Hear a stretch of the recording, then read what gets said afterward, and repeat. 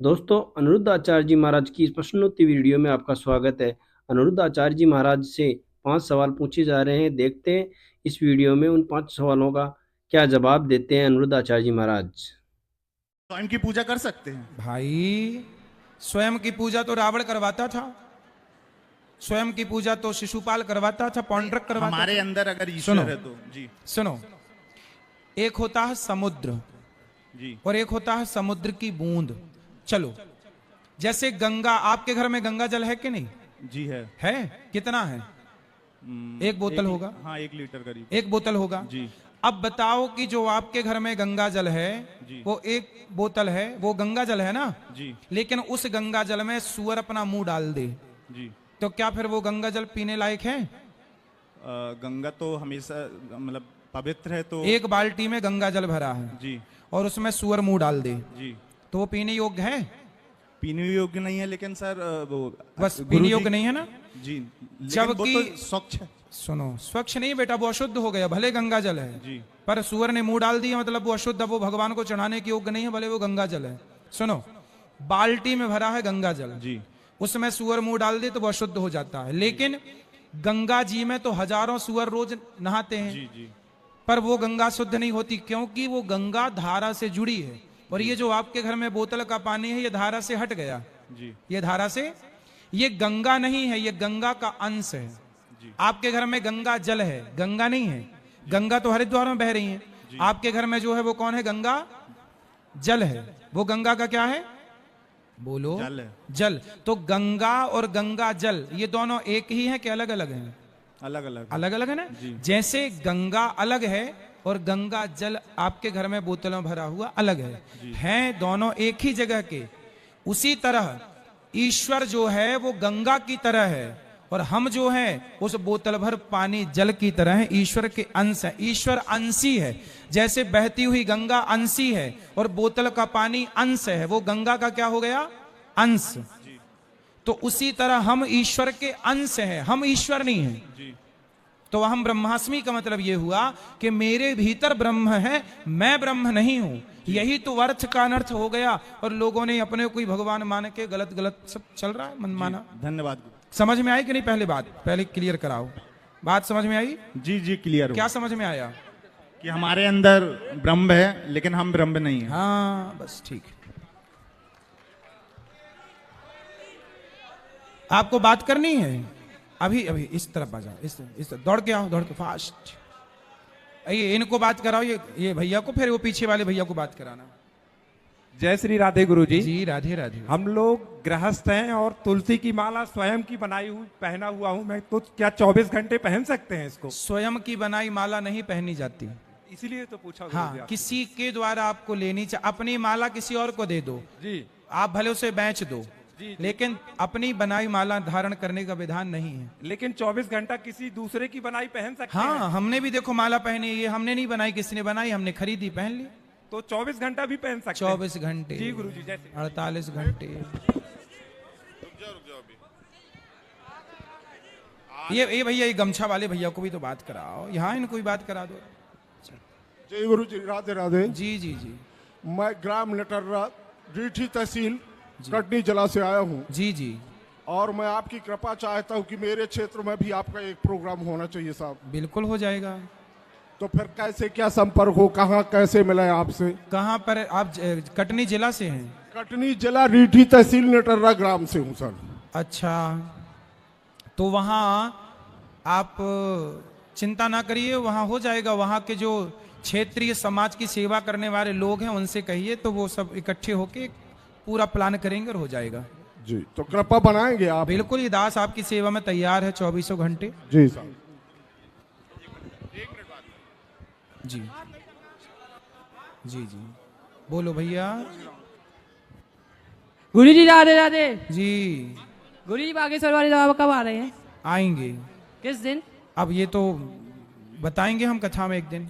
गुरु जी राधे राधे। जी, आपके चरणों में कोटि कोटि प्रणाम। खुश रहिए। गुरु जी, मैं पूछना चाह रहा था, कन्यादान करने के लिए गुरु मंत्र लेना जरूरी होता है क्या? ले लें तो अच्छा है। ये जरूरी होता है गुरु जी या नहीं? देखो, गुरु मंत्र तो इसलिए जरूरी होता है क्योंकि गुरु मंत्र, गुरु के द्वारा हमें यथार्थ ज्ञान नहीं होता। तो ज्ञान तो हमें मिल जाए। ध्रुव जी, प्रहलाद जी ने बचपन में ज्ञान पा लिया, तो आपको भी पा लेने में क्या बुराई है? जी राधे राधे गुरु जी जी जी। गुरुजी राधे राधे। हाँ जी। मैं आपसे एक प्रश्न करूंगी कि मेरा पति दारू पी के मुझे बहुत मारता है, क्या इसका उपाय आप बता सकते हैं? कहाँ पति? पति यहाँ नहीं है, गांव में है। मैं सधारे से आई हूँ और बर्तनों को भी फोड़ता है। तो पति को ले आना हमारे पास, हम बात करेंगे उनसे, समझाएंगे तरीके से। हैं? नहीं आएंगे। नहीं आएंगे? नहीं। तो आपको बहुत मारते हैं? जी। बच्चे हैं? जी, एक लड़का एक लड़की है। तो ये तो बड़ा गलत कर रहे हैं भाई, शराब पी के पत्नी को मारना। ले आना, हम तरीके से बात करके समझाएं। समझाया ही जा सकता है। इनके लिए उपाय तो देखो, अब ये छोड़ना चाहे तो 1000 उपाय हैं। यदि शराबी शराब को छोड़ना चाहे तो 1000 उपाय है। यदि छोड़ना ही ना चाहे तो फिर देखो, मूर्ख हृदय ना चेत, जो गुरु मिले विरंची सम। बात ही नहीं मानते हैं हमारी। आप ना एक बार बात मनवा के बस मेरे पास ले आना, मैं ठीक कर दूंगा। गुरुजी राधे राधे। जी गुरुजी, आपका बचपना यहाँ पर रेवझा में बीता। जी। आप कौन कौन से स्कूल में और कौन कौन सी क्लास पढ़े हैं? मैं यहीं गांव के स्कूल में 5वीं तक पढ़ा। यहाँ हमारे गांव में एक स्कूल है जी। सरकारी, तो 5वीं तक यहाँ पढ़ा। फिर 7वीं तक मैं पौड़ा में पढ़ा, पौड़ा स्कूल, ये पौड़ा हाई स्कूल है ना जी, यहाँ पढ़ा। फिर इसके बाद मैं मझौली में गौरा हरिश्चंद्र में पढ़ा जी। फिर उसके बाद दर्शनी में रचना मेमोरियल स्कूल है जी। बाकी 10वीं तक की पढ़ाई फिर मैंने वहां की जी। फिर इसके बाद गुरुजी, इसके बाद फिर मैं वृंदावन चला गया। गुरुजी, जैसे कल माननीय मुख्यमंत्री जी यहाँ पर आ रहे हैं आपकी कथा में जी, तो हमारा आपसे अनुरोध है कि उनसे आपके द्वारा मांग किया जाए कि जैसे व्यक्ति को कैंसर हो जाता है, कैंसर, हाँ, तो कहीं ठीक नहीं हो पाता है जी। तो आपकी जैसे कई लोग दारू पीते हैं और आपकी कथा सुन करके वो अच्छे हो जाते, मतलब छोड़ देते हैं जी। ऐसे हम लोगों की आशा निवेदन है आपसे कि आप उनसे मांग करें कि रेवझा ग्राम में एक अच्छी हॉस्पिटल हो, ताकि जैसे आपकी कथा से लोग सुधरते हैं यहाँ से अच्छे हो करके जाएं। हमारा यही निवेदन है, आपको उनसे कैंसर हॉस्पिटल की मांग करें। ठीक है, आपने कहा तो हम बोल देंगे। अच्छी बात कही आपने, सही है। राधे राधे गुरुजी। जी जी, कोटि कोटि प्रणाम आपको। खुश रहिए। मेरा ये बेटा जो है बहुत कमजोर है, वो कैसे? खूब खवाया करो, बढ़िया। राधे राधे। राधे बेटा, क्या नाम है आपका? स्पर्श। स्पर्श, अच्छा नाम है। ये खाना पीना बहुत कम खाता है, कैसे थोड़ा मजबूत बनेगा? इसको अंकुरित चने खवाओ, अंकुरित करके। अंकुरित चना? चने अंकुरित। मेरी माँ आपका भजन बहुत सुनती है, वो आना चाहती है। बुला लो। हाँ, एक बार जाएगी।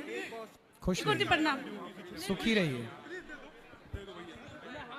आराम से। राधे राधे गुरुजी। जी। मेरा प्रश्न ये है कि मैं रास्तों में देखता हूँ कि दूर दूर से लोग यात्रा करते हैं अपने आप को कष्ट देकर, कि यह सही रहता है? देखो, यात्रा करना सही है ना, तीर्थ यात्रा करते हैं लोग। पर गुरुजी, मेरा मानना है कि उनको ऐसा नहीं करना चाहिए। है? और मैंने उनको देखा है कि पैर में छाले हो जाते हैं, चलते तक नहीं बनता उनसे, फिर भी वो ऐसा करते हैं। यही तो है ना बेटा, राम ने भी तो 14 साल यात्रा की। धर्म के लिए छाले पड़ जाएं तो पड़ जाना अच्छा है ना, धर्म के लिए चल रहे हैं सर। लेकिन अब ऐसे घर में बैठे रहेंगे तो क्या पाएंगे? मेहनत करो गुरुजी। लेकिन लोग कहते हैं कि भगवान तो ऐसा करने को बोलते। सुनो, भगवान तो नहीं बोलते, लेकिन किसी की श्रद्धा है कि वो पैदल यहाँ से मैहर जाए, पैदल यहाँ से दर्शन करने जाए, तो उसकी अपनी भी एक आस्था है। बाकी काम करने में भी छाले पड़ते हैं। काम करो, पैसे कमाओ, लेकिन श्रद्धा भी रखो भगवान में। भगवान नहीं कहते कि तुम मेरे लिए कष्ट उठाओ, लेकिन भक्त अपने भगवान के लिए यात्राएं करता है, ईश्वर के लिए थोड़ा कष्ट। अच्छा ये बताओ, जब आप पैदा हुए थे तो आपकी माँ को कष्ट हुआ था कि नहीं? जी गुरुजी। हर बच्चा पैदा होता है तो प्रसव का दर्द माँ को होता है। अरे बिना कष्ट उठाए बच्चा नहीं मिलता, तो बिना कष्ट उठाए भगवान कैसे? राधे राधे गुरुजी। जी राधे राधे गुरु जी। जी एक और अंतिम क्वेश्चन है मेरा, मैं फिर से आया हूँ। बोलो। जैसे भगवान कहते हैं, गीता में भी हमने पढ़ा है कि मेरी रजा के बगैर पत्ता नहीं हिलता जी। और जो भी मैं चाहता हूँ वही होता है जी। तो ये जो जैसे किसी के बच्चे हैं, छोटे छोटे बच्चे, कोई बच्चे को ऑटिज्म हो गया है, कोई बच्चे को मानसिक बीमारी हो गई है, कोई बच्चे को सेरेब्रल पॉलिसी हो गई है, तो ये बच्चों ने क्या बिगाड़ा। इवन ये भी होता है कि कोई बच्चों की जन्म लेने से ही मृत्यु हो जाती है। तो माता पिता के क्या जो पाप हैं या कि फिर जो भी उनके बुरे काम है, क्या बच्चों पे लगते हैं क्या? इवन ये होता है तो क्यों हो जाता है? अगर से कोई आता है हमारे पास और ये पूछता है कि ऐसा क्यों हो गया हमारे बच्चे को, हमने तो सब अच्छा किया। कुछ जैन फैमिलीज भी आती हैं कि उन्होंने कभी लौंग का फूल भी नहीं खाया और उनका बच्चा शराबी निकल गया है और भी अन्य बुरे काम कर रहा है, या कि उसको बहुत ऐसी डिसेबिलिटी, ऐसी दिव्यांगताएं आ गई हैं कि वो अपने दिनचर्या का काम भी नहीं कर पा रहा है। तो हम उनको कैसे प्रमोट करें, उनको कैसा उनका मानसिक रूप से हम थोड़ा उनको प्रोत्साहित करें ताकि वो जीने लगे? गंगा मैया के पुत्र हो रहे थे तो वो सारे पुत्रों को ले जा करके ना गंगा जी में डुबा दे रही थी। गंगा मैया अपने सारे पुत्रों को गंगा जी में डुबा देती थी जी। 7 पुत्रों को उन्होंने गंगा जी में डुबाया, 8वें बचे भीष्म पितामह जी। अब गंगा मैया ने तो पैदा किया और बच्चे को पानी में डुबा दिया।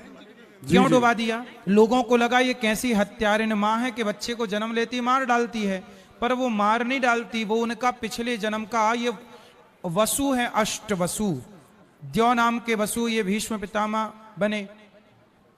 तो कहने का तात्पर्य यह है कि जो व्यक्ति जन्म लेते ही मर जाता है वो केवल अपने जन्म लेने का कार्य करने आया था, बाकी उसका मोक्ष हो जाता, उसका पिछले जन्म का प्रारब्ध है।